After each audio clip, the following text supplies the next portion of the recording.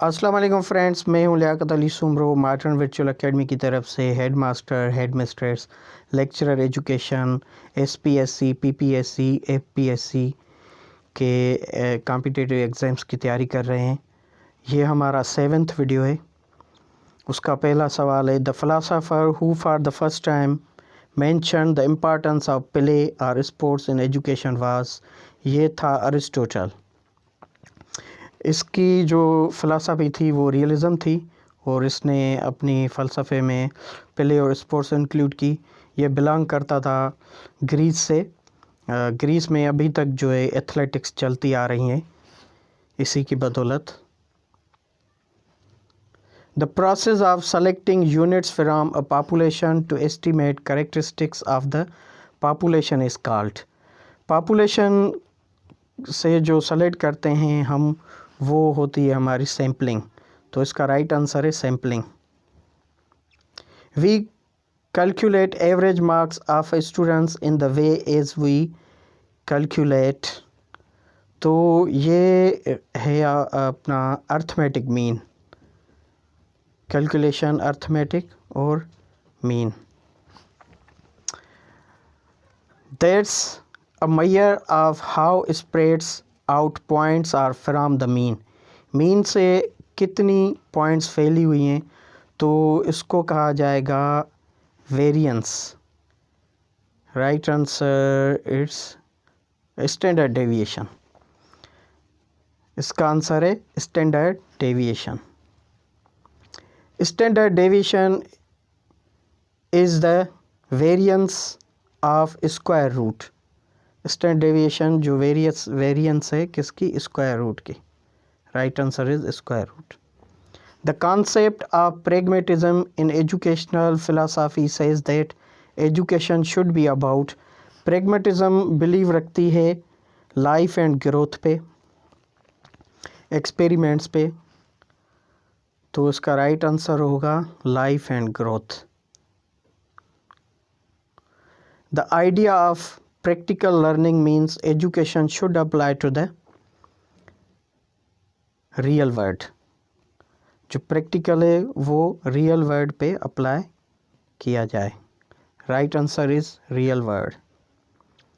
An aspect of pragmatism is experiential learning which says education should come through.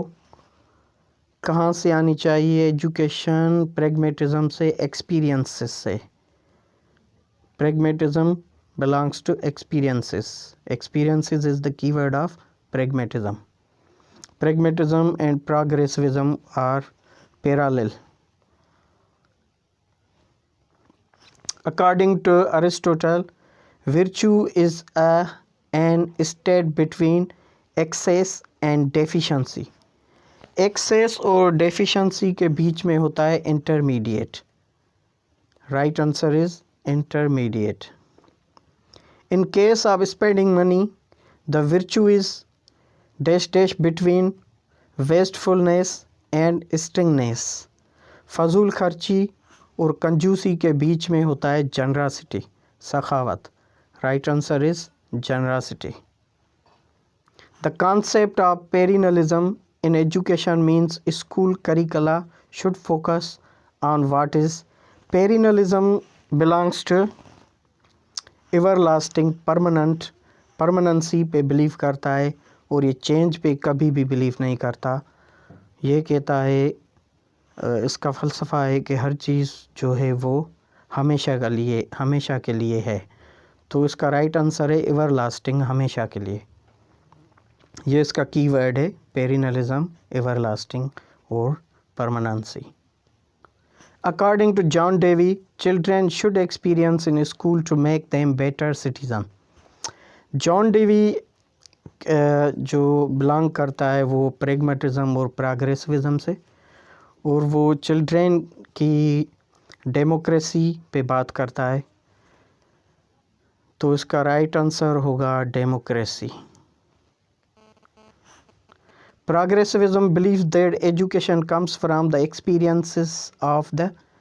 तो ये experiences होते हैं children के। तो चाइल्ड, यहाँ पे राइट आंसर होगा child experience of child. The idea of teaching the whole child in the philosophy of pragmatism in education means teaching students to be good citizen.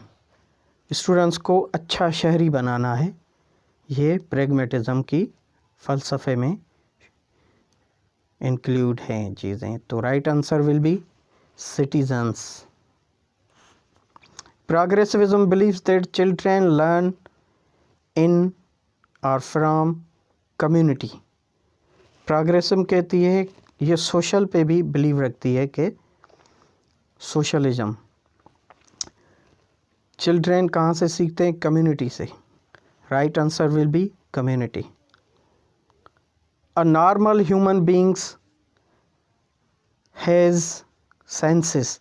कितने होते हैं नॉर्मल ह्यूमन बींग में? 5 senses तकरीबन होते हैं. Right answer will B 5.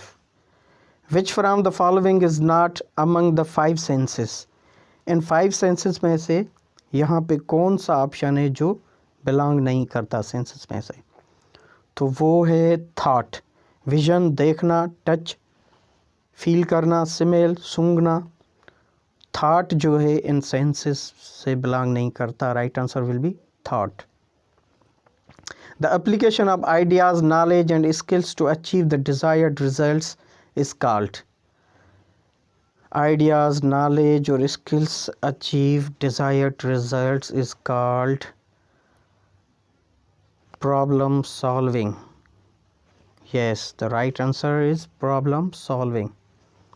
According to Socrates, of main virtue is, थोड़ी spelling mistake है, ये मेनो है लेकिन ये मेन है, कहीं पे इसकी मिस्टेक आ रही है.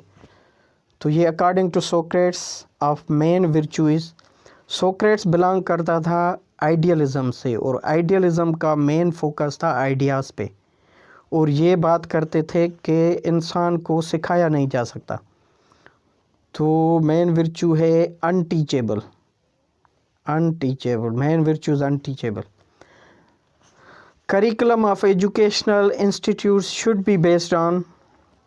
करिकुलम बेस्ड होना चाहिए थ्योरी प्लस प्रैक्टिस, दोनों चीज़ें होनी चाहिए. तो right answer theory and practice.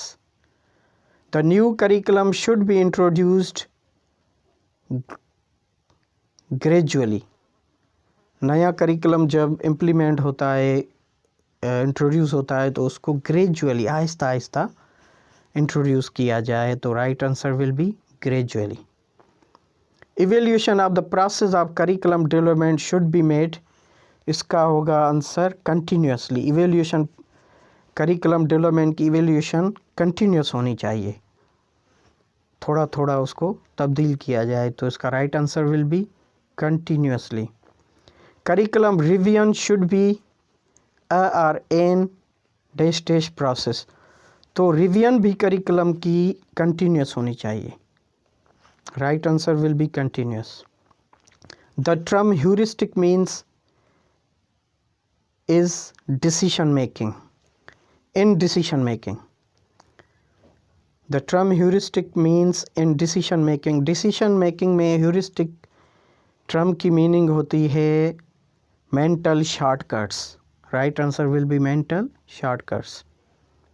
Robert Sternberg, a famous psychologist, argued that creativity requires different types of intelligence.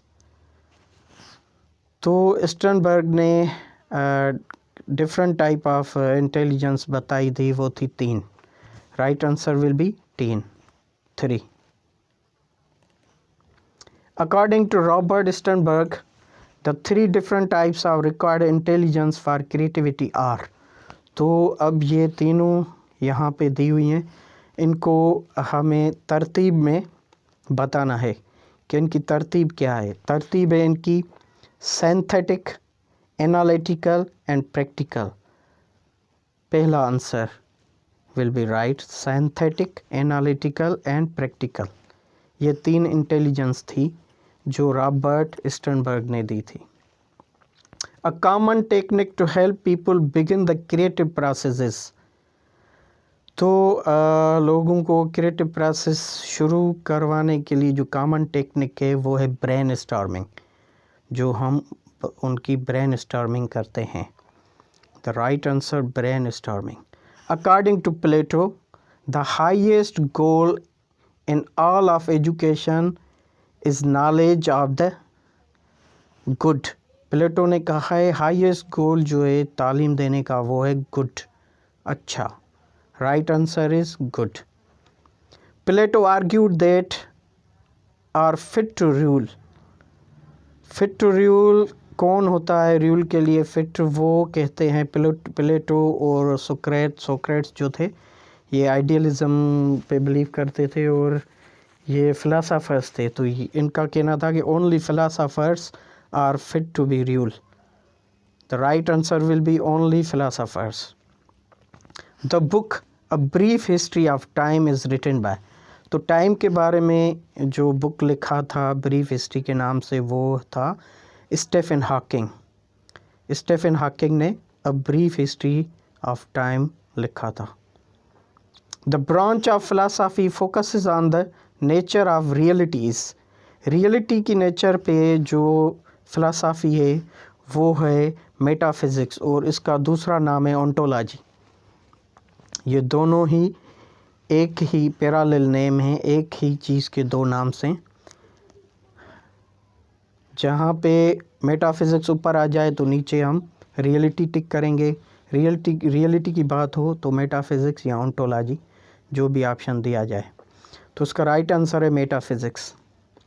Idealism is a philosophical approach that argues that are the only true reality and the only thing worth knowing. Idealism का main focus ideas पे था। तो इसका right answer, इसका idealism का ideas जो है keyword है, right answer will B ideas.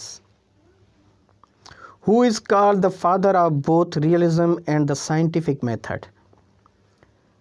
Realism का फादर था अरिस्टोटल और अरिस्टोटल साइंटिफिक मेथड पे भी बिलीव करता था और ये अरिस्टोटल स्टूडेंट था प्लेटो का। प्लेटो का जो फ़लसफ़ा था वो था आइडियलिज़म और इसने आइडियलिज़म को रिजेक्ट किया और इसने अपना फ़लसफ़ा दिया रियलिज़म, और रियलिज़म के साथ ये साइंटिफिक मेथड्स को पे भी बिलीव करता था। तो इसका राइट आंसर है अरिस्टोटल।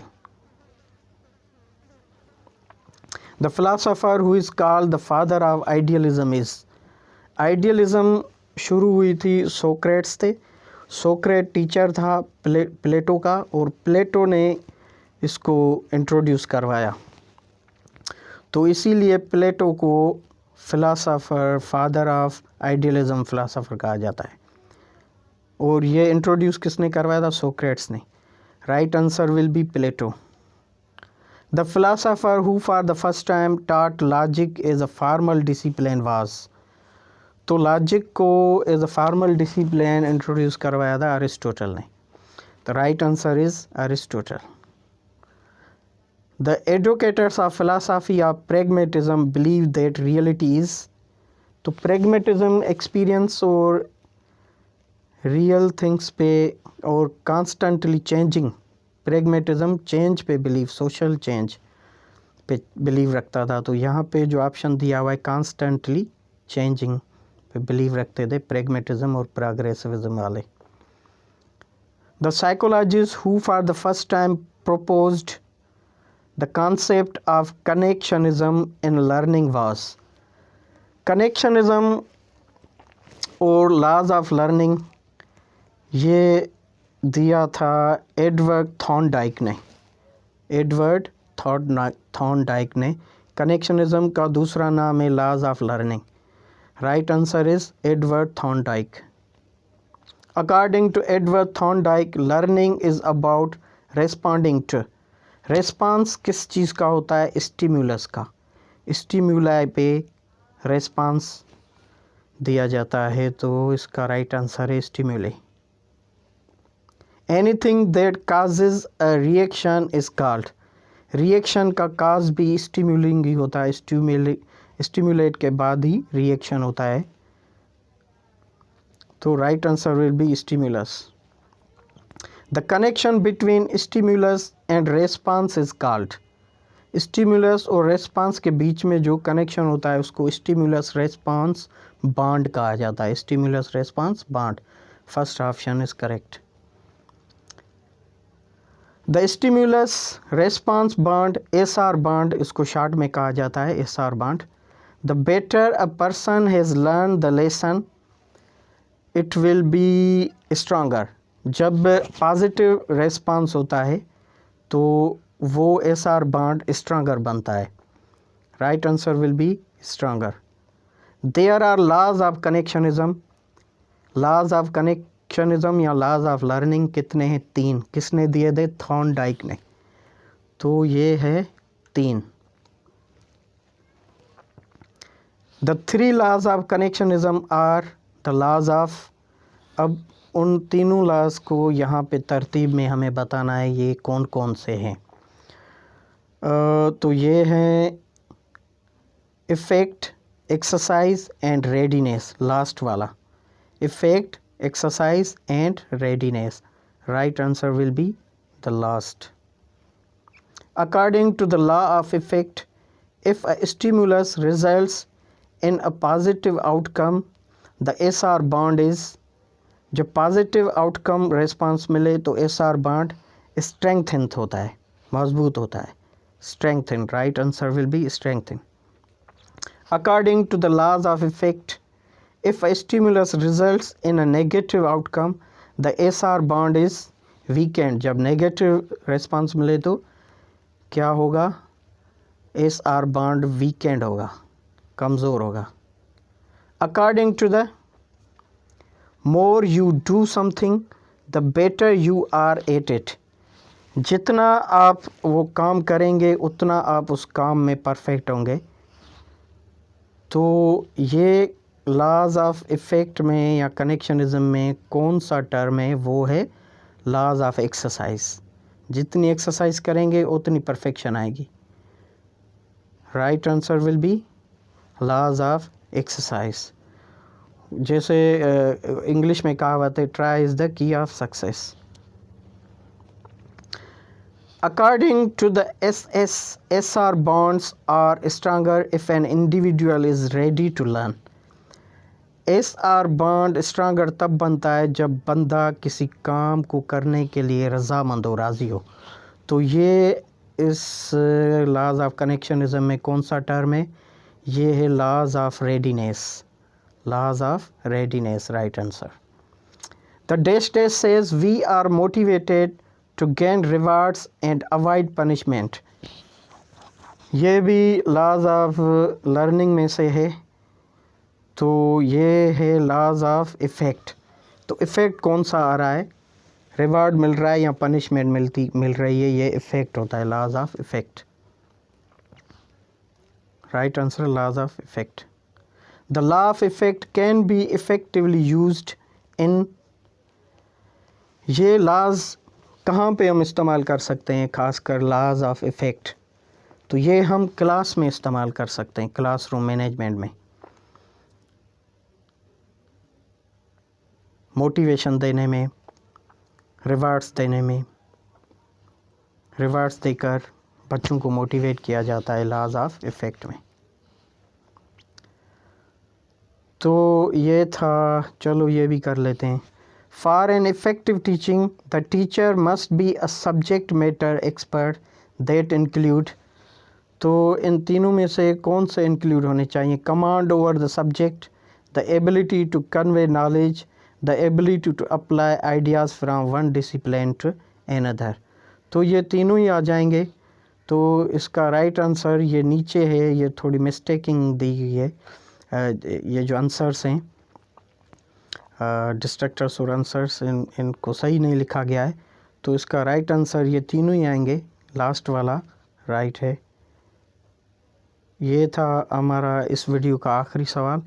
इंशाल्लाह दूसरे वीडियो में आगे सीखेंगे और पढ़ेंगे। Thank you, that's all.